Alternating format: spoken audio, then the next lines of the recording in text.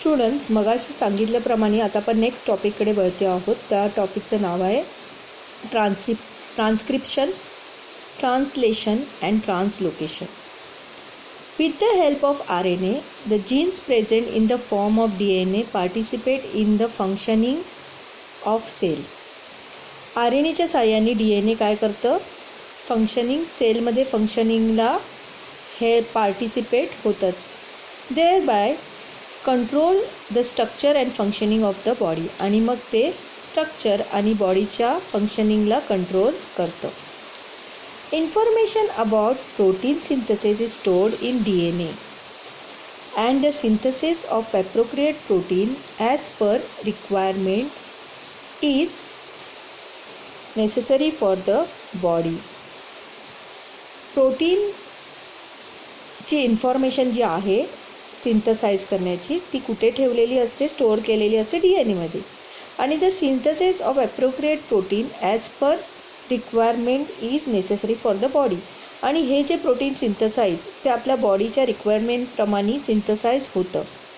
तीच proteins are synthesize by DNA. हे जे प्रोटीन सिंथसाइज कोण करतं? DNA through the RNA. This is called as a central dogma. mRNA is produced as per the sequence of nucleotides on DNA. जे nucleotides DNA वरती असतात ते काय करतात? mRNAला प्रोड्यूस करतात. आता आपण नेक्स्ट पार्ट बघणार आहोत, कारण तो पार्ट ओमिट केलेला आहे. The mRNA formed in a nucleus comes in cytoplasm. जे mRNA न्यूक्लियसमध्ये बनले आहे ते कुठे येतं? सायटोप्लाझममध्ये. It brings in the coded message from DNA. ते आपल्याबरोबर एक कोडेड मेसेज DNA मधनं घेऊन येतं. The message contains the code for amino acid. त्या मेसेजमध्ये अमिनो ॲसिडसाठी कोड्स असतात. The codes for each amino acid consist of 3 nucleotides. जे एका अमिनो ॲसिडमध्ये 3 न्यूक्लियोटाइड्स, जो कोड असतो तो एका अमिनो ॲसिडमध्ये त्याच्यामध्ये किती न्यूक्लियोटाइड्स असतात? 3 न्यूक्लियोटाइड्स असतात. It is called as a triplet codon. Doctor Har Gobind Khorana, a scientist of Indian origin, has made an important contribution in discovery of triplet codon for 20 amino acids. For this work he has been awarded with a Nobel Prize in 1968 along with the 2 other scientists. Each mRNA is made up of 1000 of triplet codon. एक mRNA मध्ये 1000 triplet codon असतात. As per the message on mRNA, amino acid are supplied by tRNA. या mRNAला amino acid tRNA बरोबर supply केलं जातं. For this purpose, the tRNA has the anticodon having a complementary sequence to the codon and on mRNA. tRNAला एक complementary codon असतो mRNA बद्दल. अँटीकोडॉन जो complementary असतो त्या कोडॉनला तो mRNAचा codon. This is called as a translation. The amino acid brought in by tRNA are bounded together by peptide bonds with the help of rRNA. During this process, the ribosomes keeps on moving from one end of mRNA to the other end by the distance of 1 triplet codon.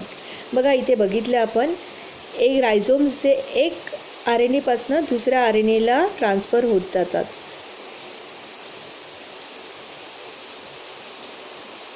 Distance of 1 triplet codon. एक triplet codon सोडून ते एका end of mRNA to other end ते जात राहतात.